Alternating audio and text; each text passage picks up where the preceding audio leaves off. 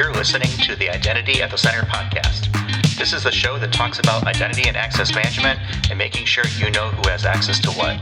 Let's get started.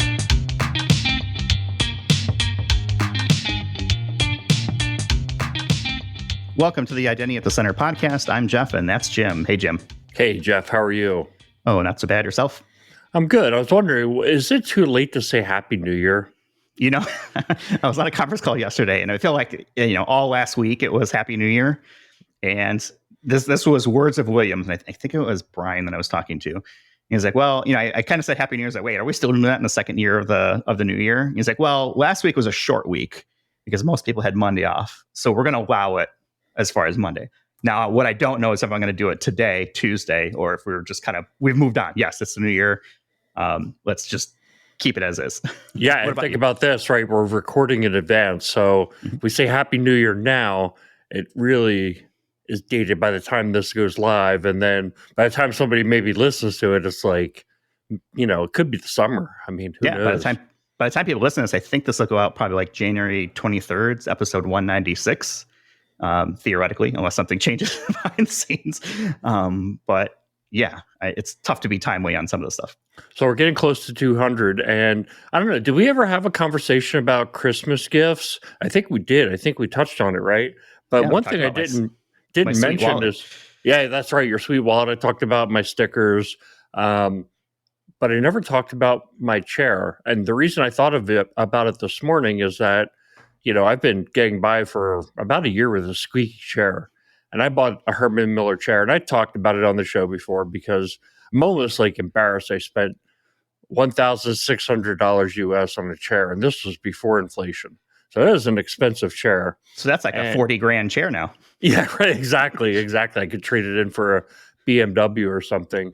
But the issue with the chair is it was squeaking, and I tried to hit it. Yeah, I tried hitting it with the WD-40.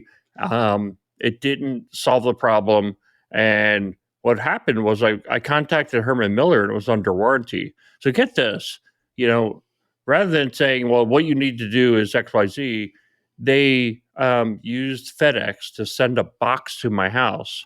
I put the chair inside the box. FedEx came and picked up the box with the chair in it, brought it back to Herman Miller. They replaced the part that was squeaking, and now they're going to ship it back to me. Now, it's good and bad. I mean, it's wow, they spared no expense to fix my darn chair. But, I'm also without a chair for 2 weeks while this is all happening. And it just kind of seems like an odd way to go about fixing the problem. Yeah, I guess advanced replacement, maybe that's something that I've done in the past for laptops or stuff like that, where they have kind of physical issues that can't be solved through software. Think, okay, send the chair and then take your chair and put it in the same box and then send that back would seem to me to make the most sense. Laptops are kind of small. Chairs are big. Yeah. Oh, yeah, I know. I treated myself to a chair as well. Yeah. Yeah. So anyway, I'm excited about the new year kicking off. Really looking forward to the conferences. I mean, we talk about this every week, but I want to get the word out and get people thinking about setting their conference schedule or agenda for the year. I think, anyone who follows us on LinkedIn realizes by now you and I are co-hosting a session along with Henrique, and Becky from Gartner. That's going to be during the Gartner conference, Gartner IAM Summit in Grapevine, Texas, March 20th through 22nd. I'm not even sure exactly what day our session is within that range, but certainly it'll happen within that range, and we are super excited about that. Yeah, we'll have 30 minutes somewhere in there to bring the Identity at the Center show to the Gartner stage, which is very cool. I think at some point we're going to start to crowdsource some questions here from our audience and see what we want to do about, we're going to have an opportunity to really grill Henrique and Becky, so we can get tough and we can have a good conversation about it. And, maybe, and the goal is to have really something different than your normal sort of Gartner presentation or session or whatever it may be, especially if it's sort of off to the side and it's not really a keynote. So I'm hopeful that we'll have a very good time and it'll be a little bit of different flavor and kind of be, I don't know if that's the right word, but the anti session, if that makes sense, right, compared to sort of the normal programming. You may not learn anything, but hopefully you'll be entertained. Like the unconference, that was popular for a while, Yeah. where it's like you show up and you have no idea what you're going to talk about. I don't think we'll do that though. No, I will have we'll have a good time with it. So we got Gartner coming up. We've got the European Identity Conference. We talked to Martin Kubinger a couple weeks ago. We've got Identiverse coming up. So yeah, I think now is the time to get those budget requests in. Try to plan out that calendar and see what you can do to attend stuff like that. So it seems like it's very heavily front loaded this year for some reason. I know RSA is coming up as well in April. I think it is, or maybe it's May. So I'm going to try and I think it's April actually. So I'm going to try and hit that as I kind of usually do. But yeah, it's going to be a busy first half. I put a bug in Daniel's ear. Daniel is our partner within RSM, who Jeff and I both report to, and I take the lead on kind of like trying to help put together the strategy for external marketing. So that includes like conferences. So I'm like, let's all go to RSA. Obviously, it's not like an endless budget for going to conferences, but it's a fantastic opportunity to network and know what's going on within the industry. So, I mean, it's dollars well invested, but it gets expensive after a while, especially with all the travel and entertainment that goes along with it. Yeah. So we don't do normal commercials for ourselves, but yeah, if you need identity consulting, come talk to Jim and I. That helps us get to conferences, which means we can bring the Identity Center podcast to those conferences typically and do some sort of, on location recording. So shameless plug there. Anything else coming up that we want to get to, or should we get to our guest? Why don't we get to our guest? I don't want to eat up all of our time with our banter. Yeah, our mindless banter. Let's talk with Mickey Boodaei. He's the CEO and co-founder of Transmit Security. Welcome to the show, Mickey. Thank you, Jeff. Thank you, Jim. It's great being here. Actually, like listening to your opening statement, first of all, like I'm sitting on probably the most uncomfortable chair that was ever built, but it's part of the office design, and the designer is my wife. So, I'm stuck with this chair, but I kind of learned to like it. The other thing that you've mentioned is the Gartner conference, which is obviously a great conference, and this is probably a good opportunity for us to introduce David Maddy, who was previously Gartner Identity and Access Management Analyst, who is just joined Transmit, and he's starting in about a week. So I think by the time that this is going to air, it'll be part of our team.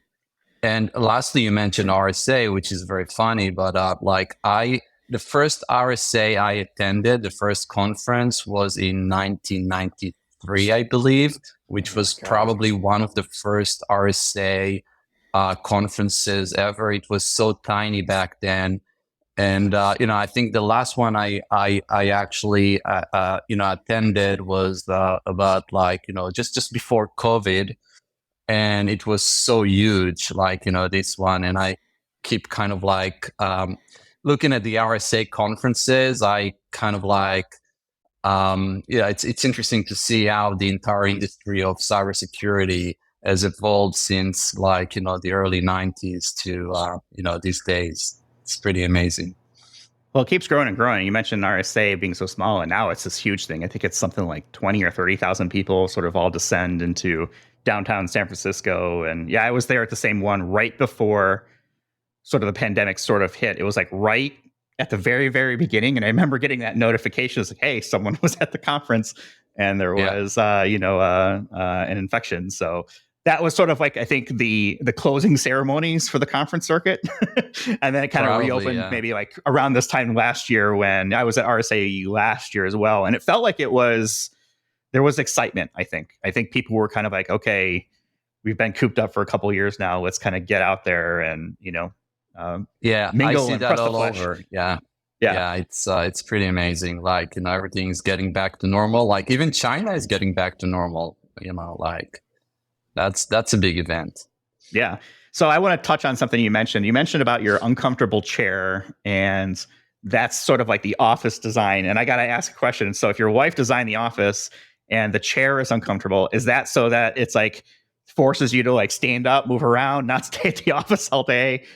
come home, or is that like a subtle nod to like, hey, you can't work 24 hours a day. Let's do other things too. Look, it's probably the cheapest chair that you could imagine, but it goes well with the the core of the office, like the entire design. So it's all about how it looks rather than how it feels. But yeah, like I'm mostly when I'm in the office, I'm moving around between meetings. So this is probably going to be the longest that I'm sitting on this chair today. Well, let's keep on pace here so your back thanks us later or doesn't blame us later anyway. This is the first time you've been on the show with us. And one of the things we like to do when we talk with new guests is really kind of find a little bit about their identity background and how they got sort of into the InfoSec space and identity at large. Can you take us through sort of your journey from the beginning? How did you get into identity? And I don't think we need the whole Wikipedia entry, but maybe something that kind of explains, here's the context that you're coming from, because obviously you've started up a couple companies now at this point, and now you're a transmit security. I'm just curious if something is identity something that you chose, or did it choose you? All right. So, this story goes back to when I was 18 years old. I'm 50 now. So as you probably know, in Israel, we have like mandatory military service. And you start that when you're 18. So I joined the military when I was 18. And as part of like the process, I was screened for a cybersecurity unit in the military. I then went to learn computer engineering, and the first thing that I was assigned to when my first day in the unit was this like huge book, and this book was RACF. For those of you who know that, it's like the access control system for mainframes. So like I remember that for a month I was like reading the book, trying to figure out what's going on there. So this is mostly identity access management. And then my first project in the military was implementing RACF-like kind of like concepts on Unix systems, right? This was like, before Linux, it was like Unix systems. So since then, I moved between like different disciplines of cybersecurity in the military, firewalls, intrusion detection systems, data security, and then right at that, like the last 2 years was around application security, web security. So when I got out of the military, the first thing I did was starting, a company around application security, and this kind of like started my way as entrepreneur. But yeah, so identity was the first thing I ever touched in my career. And it's a rough entrance, RACF. I remember that back in the early 2000s, I guess would have been for me, administrating RACF access for that. Not my most favorite thing to do in the world. Nah, not at all. Like, yeah, took me a while to get back to identity. Yeah. So those for those not familiar with transmit security, I guess help for the folks who are listening out there, what's the 30-second or 60-second elevator pitch for what transmit security does? Right. So transmit security provides end-to-end customer identity services, mainly for large enterprises. So our customers are like, Citibank, HSBC, JP Morgan, Rogers, a lot of these large giants.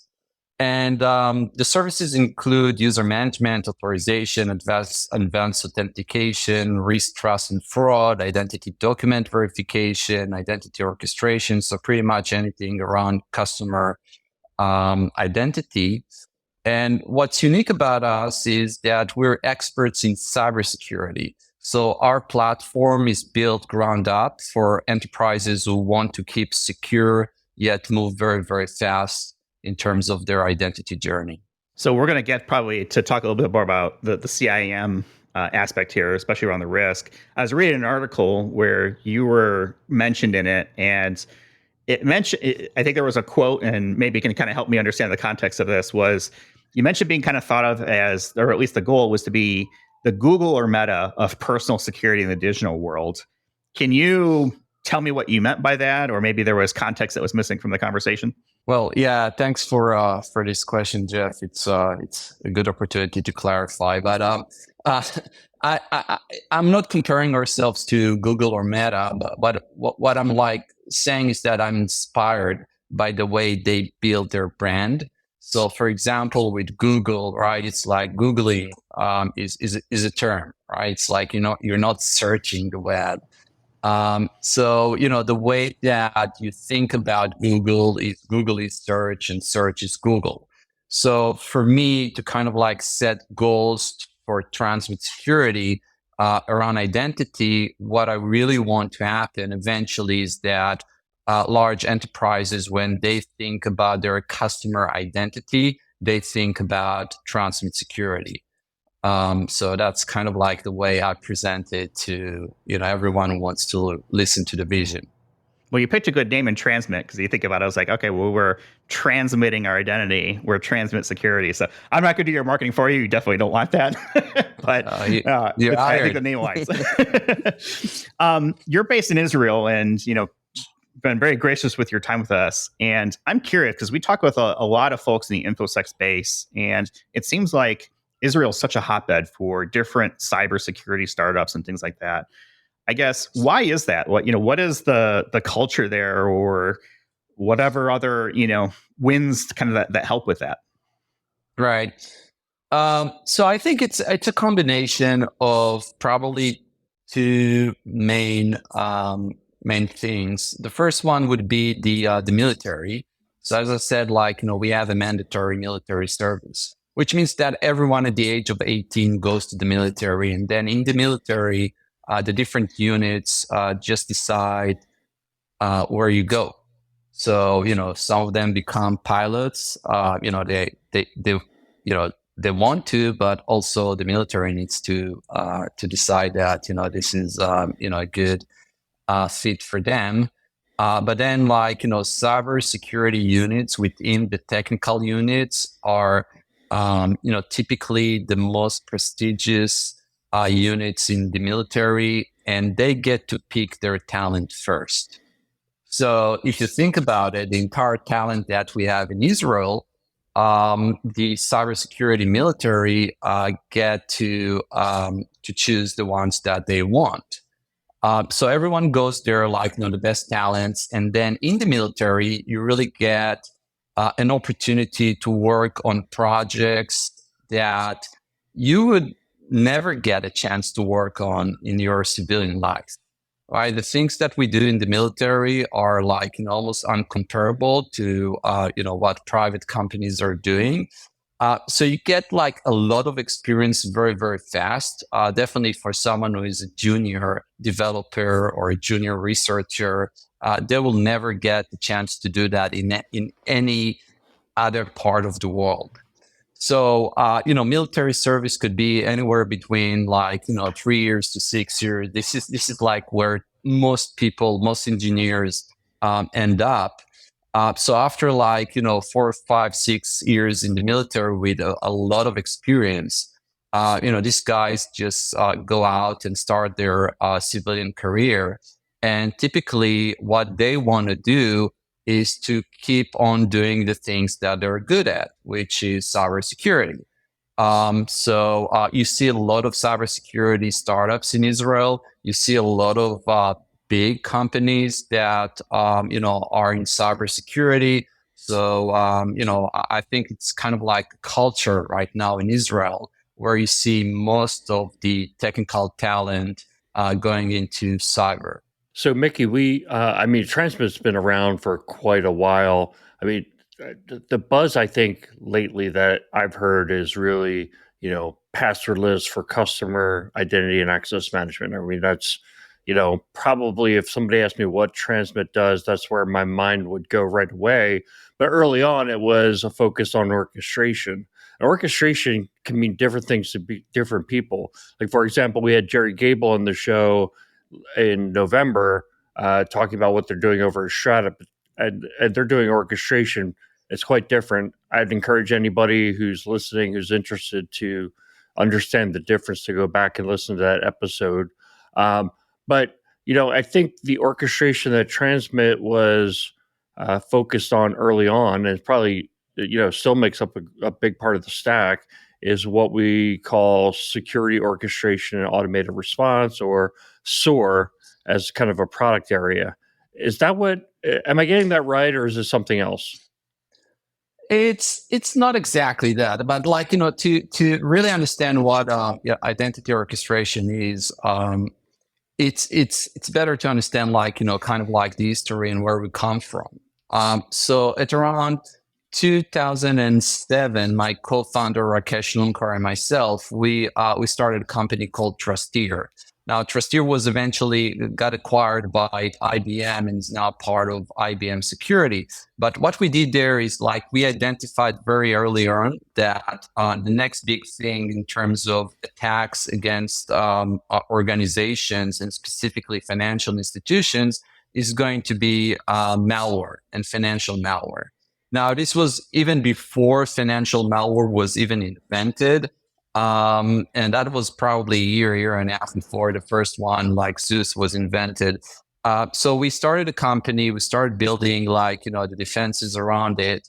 And, then when the actual, let's say the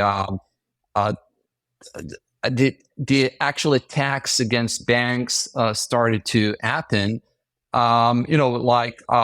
organizations were looking for solutions, and this is where we basically came in with the ability to identify fraudsters and that are leveraging malware against banks' consumers, and be able to alert to the bank that, for example, a certain consumer who is now trying to bank online is infected with a financial malware that could eventually steal credentials or make transactions and things like that.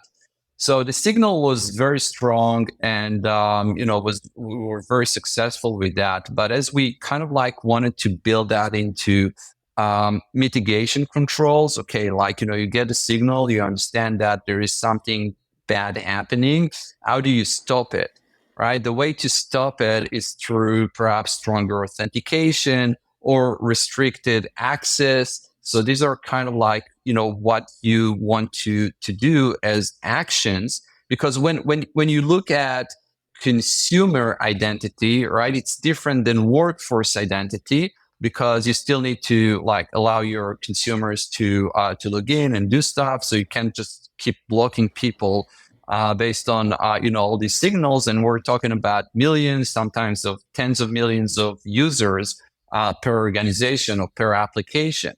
So to automate all that, we had to kind of like blend our signals with authentication actions and authorization actions. And we wanted to do that, but based on the architectures that our customers had back then, it was really, really hard to do. Like, how do you blend their IAM stack into the signals that we're giving them and change the authentication on the fly based on these signals? So it could be like, okay, when the user comes to transact or do something during the session, you need to challenge them just because you're picking up different signals. Or when the user is opening an account during the process, you want to change the experience and introduce more friction because you're picking up these signals. And it was impossible to do. So it was like, okay, we need to do a lot of coding in the application. And these are very difficult applications to touch. And these are very sensitive places to touch. And like, you need to bypass the entire IAM architecture to do that. So, for years, I think like 3 or 4 years that we actually tried to implement this concept, it was impossible for us to do it. So eventually what we decided to do is we want to start a new company where we can glue together all sorts of signals about risk with authentication, with authorization, in a very easy way for the application. So think about it as kind of like an abstraction layer that sits between the application and the IAM stack. And most organizations, they have a lot of solutions in IAM. So we sit in between, and we can take the signals and then operate the different actions like, okay, you need to do this type of authentication, or we need to restrict your access to specific parts of the application. So this is how the concept was born. And when we started to present the concept to customers and to analysts, I think David was like, the analyst that I mentioned earlier. They came up with the kind of like the category of identity orchestration. Okay, so this is like, you're orchestrating the entire IAM stack, and this is how it all started. Yeah, that's really interesting. And you mentioned a couple of key terms I want to pick on, but overall, the impression that I'm getting is really, this is all comes back to risk and gauging the risk of the authentication event. And let's be frank, different organizations, different industries have a different tolerance for risk. You mentioned, if you're in the customer identity, you don't want to just keep sending people away because they represent some level of risk. As a workforce, people are going to keep trying until they get in, right? For whatever reason, they'll call the help desk. But if it's somebody who wants to buy a sweater or sign up for a cell phone service or transact with their bank, those are three different levels of risk, and they probably want to turn people away based on different levels. I want to make sure I'm getting that right. And then talk to me a little bit about how these signals that you talk about, well, what are some of the examples of signals and how does that play into determining that risk? Yeah. So first of all, you're absolutely right that different verticals have different tolerance to risk and account takeover in general. So traditionally, the financial sector was much more sensitive, or is much more sensitive to risk. And this is why you see like all the controls and much better or stronger authentication processes with financial institutions than you see, for example, with retail. But even with retail, what we're seeing recently is that there are two main reasons why they're starting to look at that more seriously. The first one is customer experience. So think about like, your account, getting hacked, or, your credentials are stolen. Someone gets into your account with a certain retailer. You start getting like, these emails about like, is it you? Is it not you? Do you want to stop it? We had a breach. We had something. So it's like, there is damage to the brand. And this is something that they want to avoid. And the frequency and the kind of like, the amount of attacks that they're seeing today in retail is not comparable to what they used to see probably 5, 6, 7 years ago. So as this increases, they're starting to look at this more seriously to, improve their brand and like, their entire operational, cost. But like in terms of the attacks themselves, it's a lot about, account takeover. So account takeover, typically you would see, someone like they're kind of like typical ways of doing account takeover. So we're reading a lot about data breaches, right? It's like almost on a daily basis that we're seeing even the biggest brands being breached, and like, customer data is going out and, is publicly available in the dark web. And what cyber criminals are doing is just like, downloading this data and, starting to do things like credential stuffing, which is, for those of you who don't know, it's like, you're taking a database of usernames, like typically email addresses and their passwords. from a specific website, and then you go and try the same credentials with other websites. And the assumption is that customers are reusing their credentials across multiple websites, which is typically a correct assumption. And so they go and just try these across multiple applications with huge databases of customers, and they're able to get into your account, even though you did nothing wrong other than using the same password across multiple applications. So this is one attack vector, for example. The other would be another one, which is very interesting, would be social engineering. And this is something that we're seeing more and more, which is like, someone calls you pretending to be your, someone from the bank or someone from law enforcement agencies, or, even your telco provider. And they tell you a story that you believe eventually that you need to do something. And this something could be, as bad as like you need to move money from your account to this account because, this is a backup account and something happened. And for a security reason, you need to do that. It really depends on the creativity of the, of the attacker, of cyber criminals. And they're quite successful in that. So obviously, the more practice they get, the better they become in telling these stories and finding the right victims for it. So this would be like, a couple of the, attacks that we're seeing today. Also, you're seeing things that are more geared toward bypassing two-factor authentication. So this is funny, like, when two-factor authentication is kind of like, recent in terms of the adoption rate of two-factor authentication, even though it's been with us for many, many years.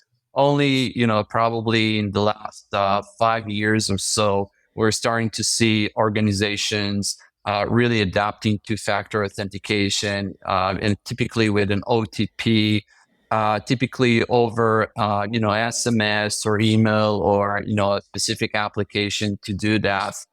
And, as soon as, fraudsters realize that, this is what organizations are doing, they immediately came up with man-in-the-middle attacks. Like, it's not like they invented it, right? Like these attack vectors, I can tell you that, we've been experimenting with them like 20 years ago. So everything was known, but like, sometimes like the motion is, it's like always like, for me, it's like you're watching something in slow motion, right? It's like when you're watching something in slow motion, you know what's going to come next because you get like a lot of time to think.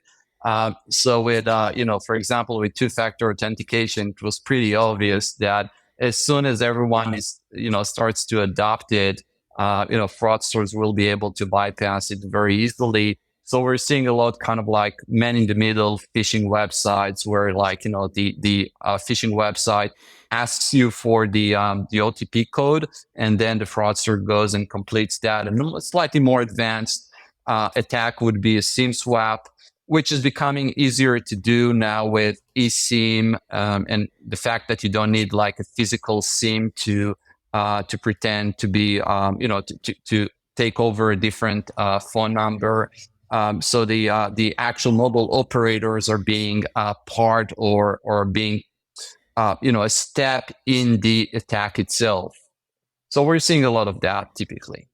Yeah, you hear a lot about the evolving threat landscape. And I think evolving may or may not be the right word, but evolving to me is like, it's not revolution, right? There's not a whole different set of, from year to year, how these threats are manifesting.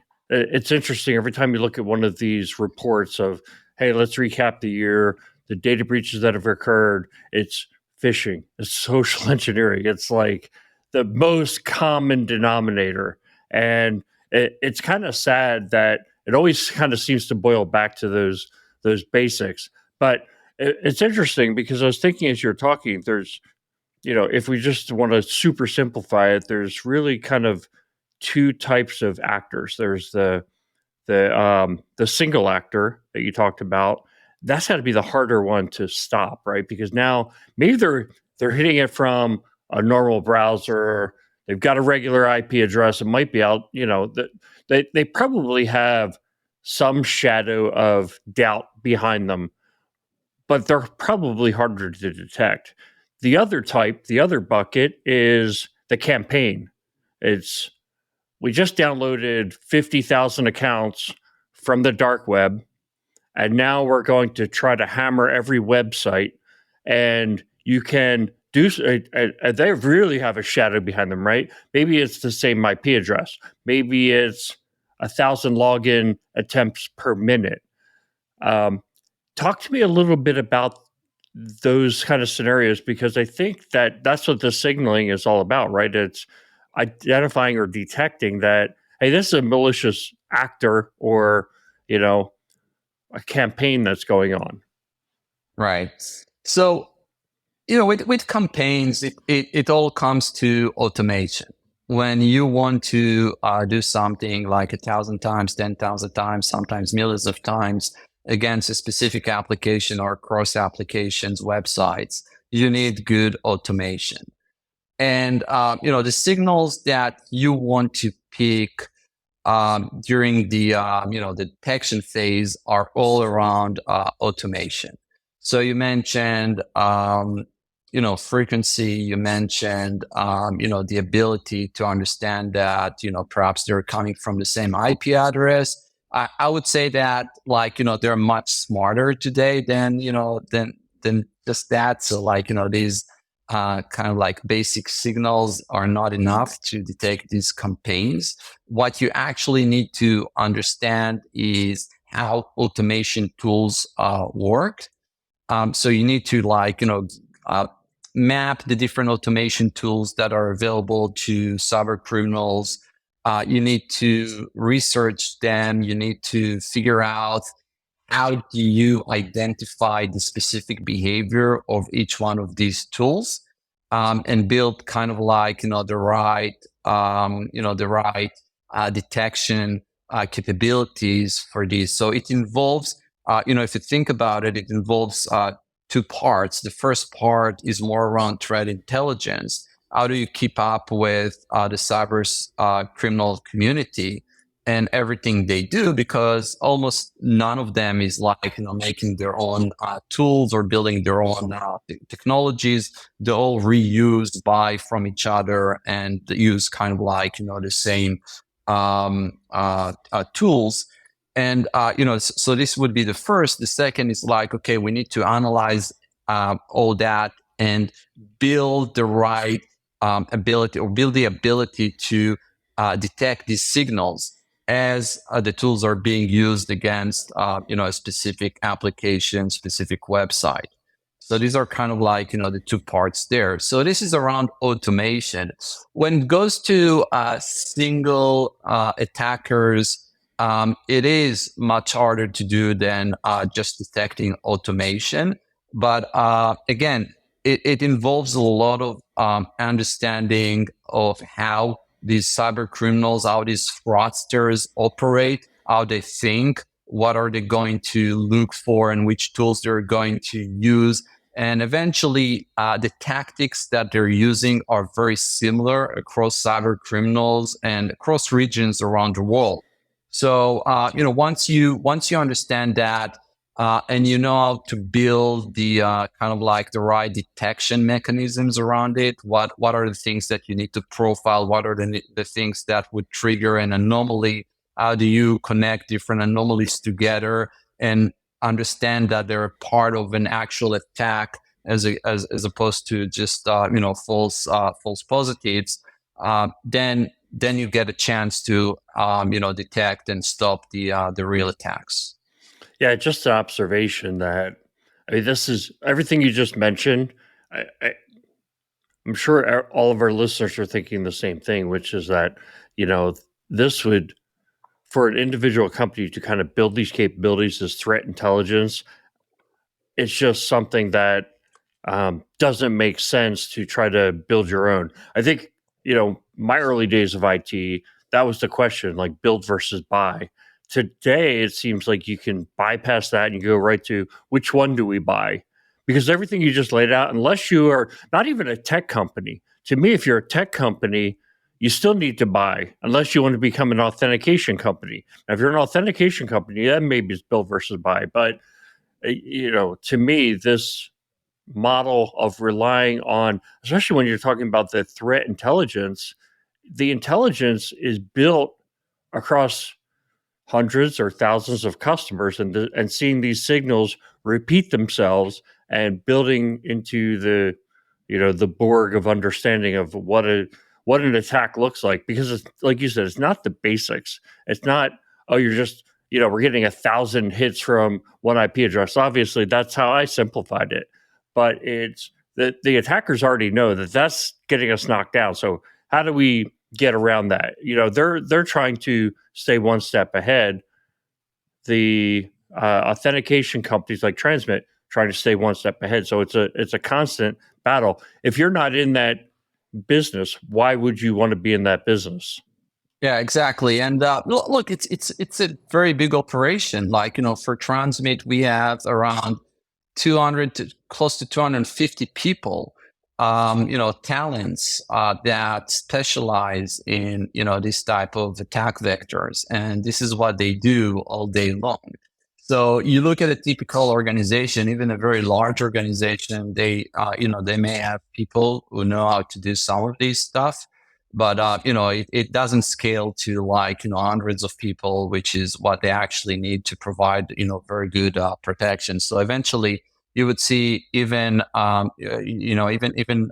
enterprises with a very good talent, they would go and, buy technologies from companies like Transmit that specialize in fraud identity, because this is something that is very hard to build yourself. Unlike, for example, other parts of identity, such as like building a user store. You can build your user store yourself, or you can buy it. It's really a question of what is easier for you, what is cheaper, what is faster. And each one of the each customer has their own kind of like priorities around it. But when it comes to risk, fraud, actual security technologies, it's very, very hard to build it yourself. And the other part that we're seeing that is also kind of like similar to it is when it comes to account opening in highly regulated markets, such as the financial market. So you get a lot of like, document scanning and things like that, which are really, to prevent fraud, account opening fraud, where someone is pretending to be like, Jim or Jeff and trying to open an account on your behalf. Like, this is a typical attack, right? Like, if I convince the bank that, I'm Jim, and they open an account for Jim, and then like, I do some basic stuff in the account, and then I take like a $50K loan and I disappear. The bank is going to go after Jim, is not going to go after me, right? It's like, so. So in the U.S., the big regulation is anti-money laundering, AML. The idea is like, okay, I'm making cash through some illegal business, and I'm laundering it by trying to make it legal dollars at this point and put it into a bank account. So, obviously, if you take $50,000 and run away, you make $50,000. But if you're taking millions of dollars of cash from an illegal operation and, now making it legal by putting it into the system, paying taxes on it, things like that. So definitely account opening is a major attack. Yeah. And as a major attack, like, attack vector, you need to like have very, very good skills in like your ability to actually detect. And, detecting these attacks involve a lot of understanding on how these fraudsters operate, how they try to bypass the different controls that the banks put in place. So, this level of expertise is very, very hard to obtain. When we talk about build versus buy, I always go back to, a company like, let's just pick something fictional, hopefully, Larry's Tire Shop, right? Do you want to be in the business of creating risk fraud technologies, or do you want to focus on selling or installing tires, right? I think that's the question. I think a lot of organizations, they end up struggling with sometimes is like, okay, well, they started down this slippery slope of identity, because you're totally right. You stole a bit of my thunder. I was thinking, okay, well, there are probably certain components of identity that are, I won't say easy, but relatively easy to do on your own. You can stand up your own open LDAP and create an identity store. Maybe you could do some light provisioning through PowerShell and things like that if you're, an Active Directory or Azure or something like that. But I think the further you go to the right when it comes to maturity, things like intelligence, risk, fraud, signals, there is no way that you would ever be able to compete against someone who does this day in, day out if you try to do it yourself. Even the largest companies in the world would struggle with this, I imagine. I mean, Transmit's working with a bunch of banks. Banks typically have a lot of cybersecurity budget and resources because they need to keep money secure and safe, and do the anti-money laundering, do the know your customer, right? All that stuff to make sure that things have the appropriate risk and protections around them. So I think about this from like, okay, well, we're going to go off and do it ourselves. Really? Is that really the business you want to be in? Because I think you're biting off a little bit more you can chew. No, definitely not something that a lot of the organizations that we're seeing at least are trying to do themselves. Some of them are not trying to do this at all, which is okay. It depends really on the level of risk and the attacks that you're actually seeing.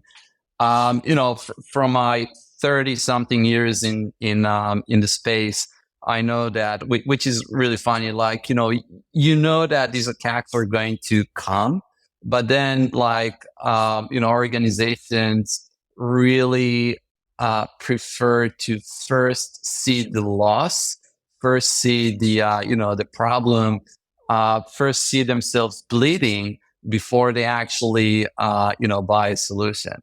And I remember, and this goes back 20 something years ago, when I was the co-founder of Imperva, a web application security company.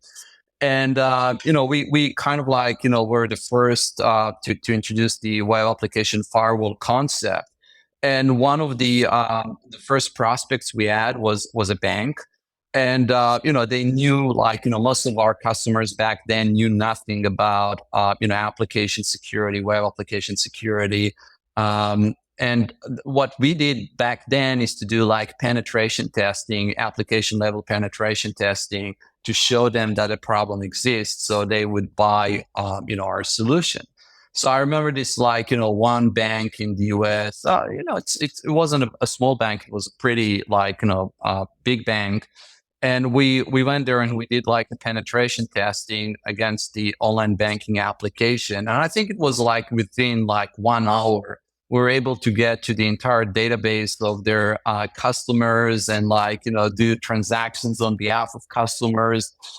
And their kind of conclusion was, okay, so we got a couple of bugs in the application. We'll fix that. Thank you. We don't need any other control.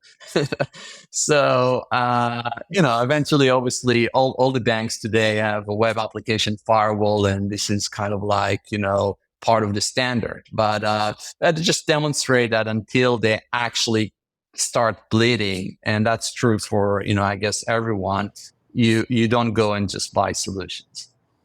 I think there's two types of people in the world. There's the ones that they get a cut and then they go buy a bandage, and then there's others who have just a couple bandages laying around the house in case they get cut. Right. I know we've been really pretty generous with your time. I want to ask a question about passwordless, because I feel like this is a question that comes up every year.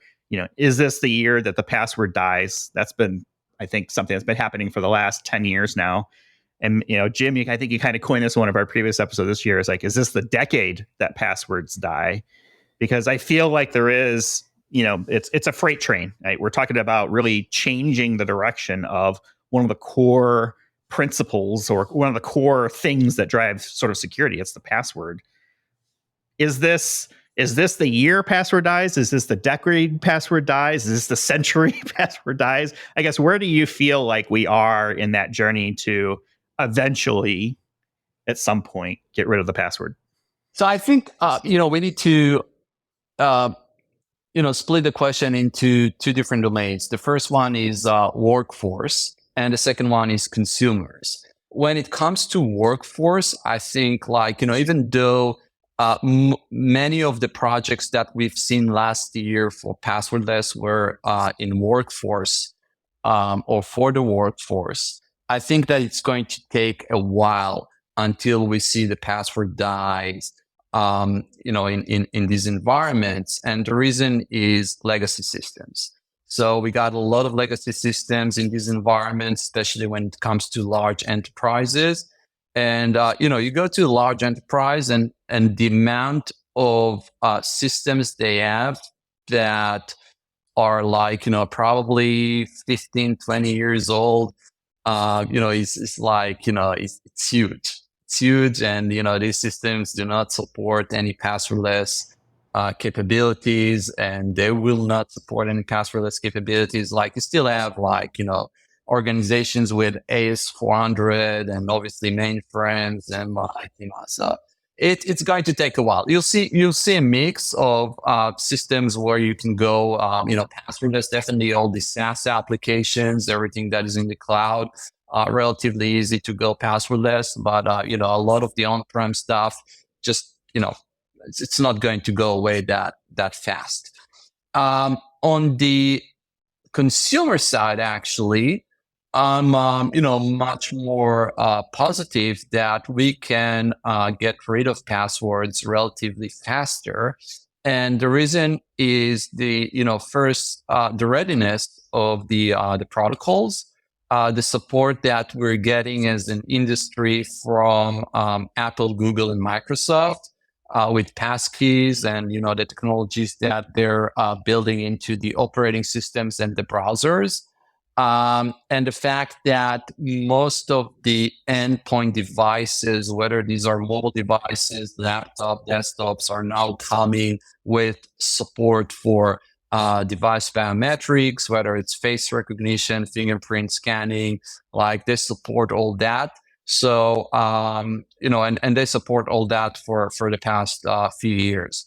So I'm much more bullish about that. I think that organizations that want to go passwordless now could do this in 2023.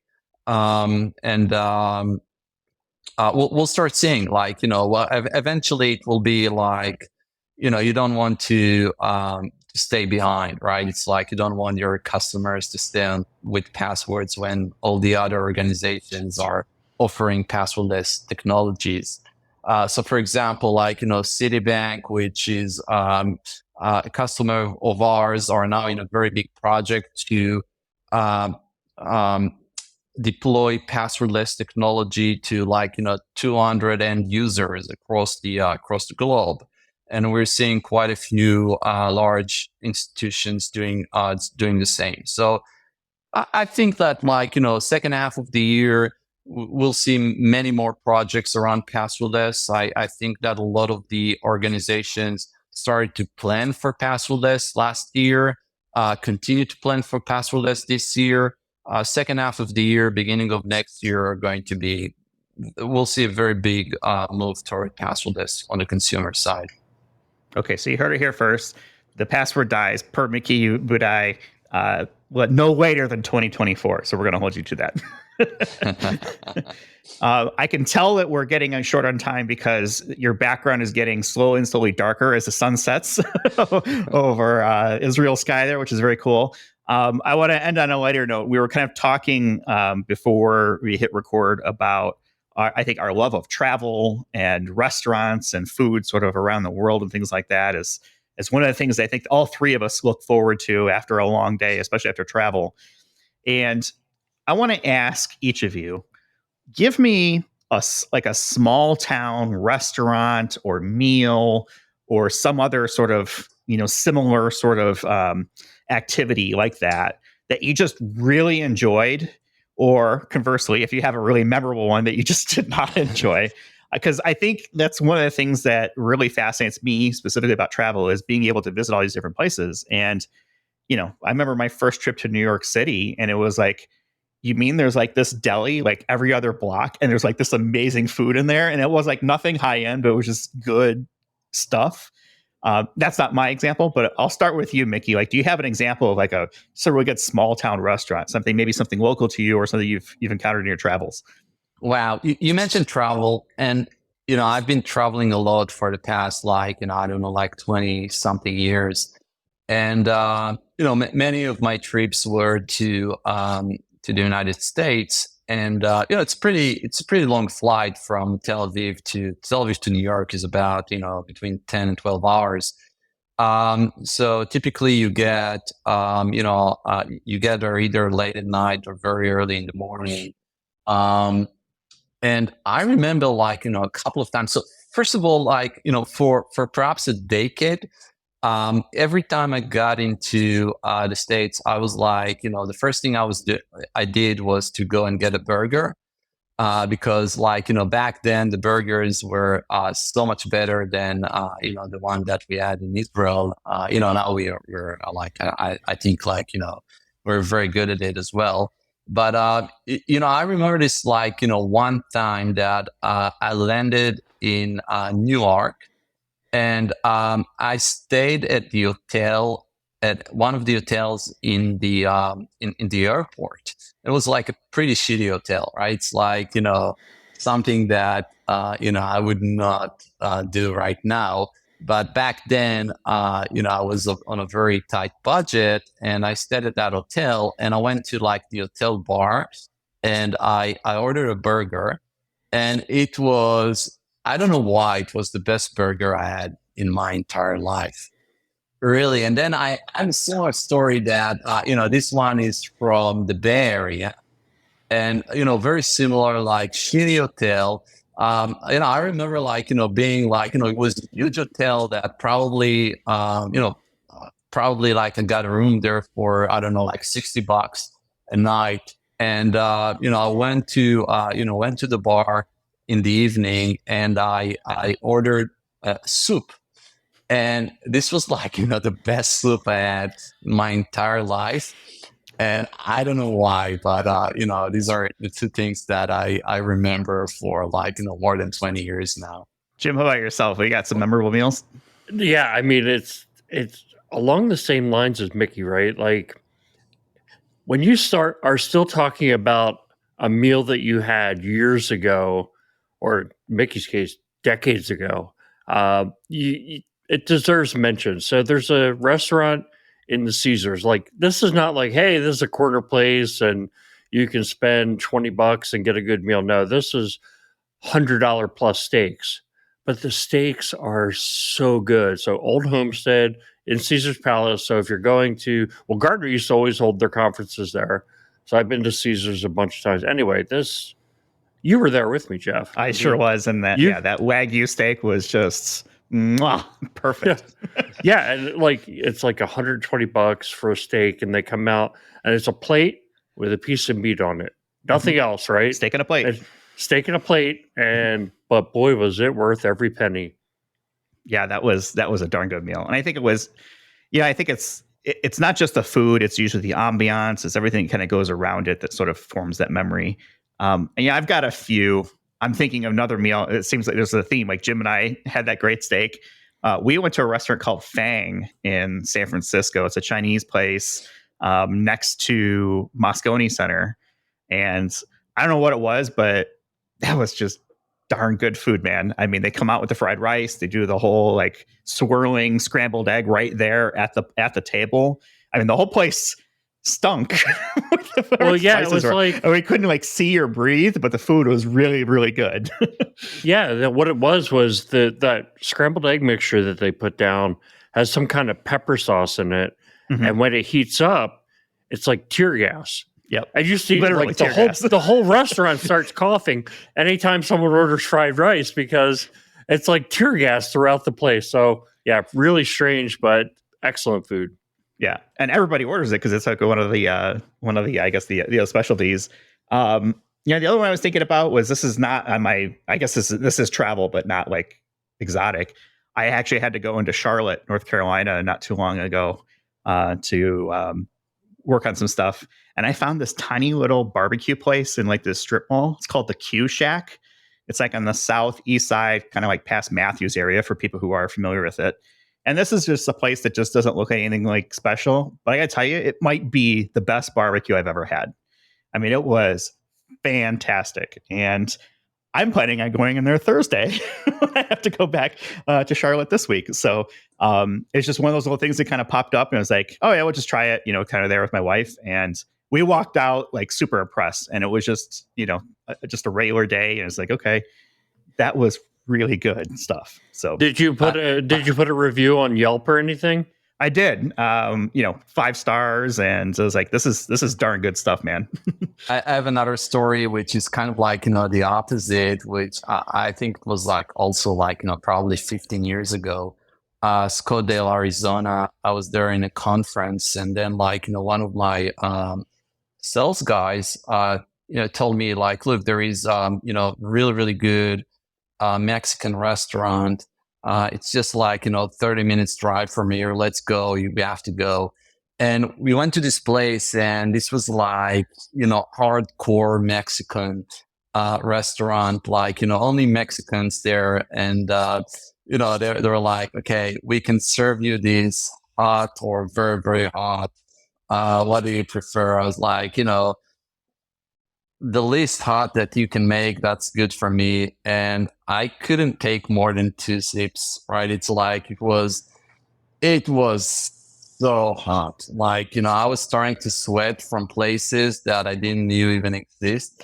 And, people were looking at me, and I was like, okay, what do I do now? I can still imagine that, like, even 15 years later, it's like, it was horrible. Yeah, food's hot when your feet sweat. It reminds me, I could go on a couple of different things, but I had a chicken sandwich. We went out for burgers in Chennai about 10 years ago with the team I was working with out there. And, I wasn't thinking at the time, and their burger means chicken sandwich. I was like, okay, that's fine, right? No big deal. And it might have been liquid lava that was, I took like one bite, and I was trying to be respectful and polite and stuff like that. I'm like, I'm really sorry, but if I eat this, I will die. Well, the funny thing is, we were in Nashville recently, and now everything is like Nashville chicken. I mean, you get Nashville chicken anywhere in the United States. Yeah, the other day, I was in the freezer section at the grocery store, and it was Nashville style shrimp. I was like, I think you made that up. Anyway, you love Hattie B's, which is like the Nashville chicken spot. I like it. Yeah, it's good. Yeah, but you don't get Mild. the Nashville. Yeah, no. Chicken's good. I don't like super spicy. There's a difference between spicy good and spicy just for the experience. Like, I want flavor. It's just almost like that show, the Hot Ones on YouTube, which has gotten famous over the last several years. Like, there is a difference between, that's a little bit of spice. It amplifies and helps the flavor versus this is a trial that I must pass to become a warrior of spice or whatever it may be, right? Like, I'm not a fan. I'm not interested in becoming a warrior of spice. I want delicious, flavorful food. And I feel like a lot of places when they do the hot chicken is they just throw spice at it just to make it hot, and there's no flavor to it. It's just hot for hot's sake rather than trying to actually have a flavor, which bugs me. Yeah. That's my soapbox. I'm with you. All right. It is now dark outside of Mickey's window, so we're going to let him go. Mickey, really appreciate the time that you spent with us here today. We're going to have a whole bunch of links in our show notes, to connect with Mickey on LinkedIn if you've got questions, concerns, or if you want to maybe share a good or bad meal that you've had. We'll have a link to Transmit Security as well. We'll go ahead and wrap things up for this week. You can find us on the web, idacpodcast.com. We're on Twitter at idacpodcasts. We're on Mastodon at IDAC Podcast at infosec.exchange. Mastodon's got to get way easier to take off.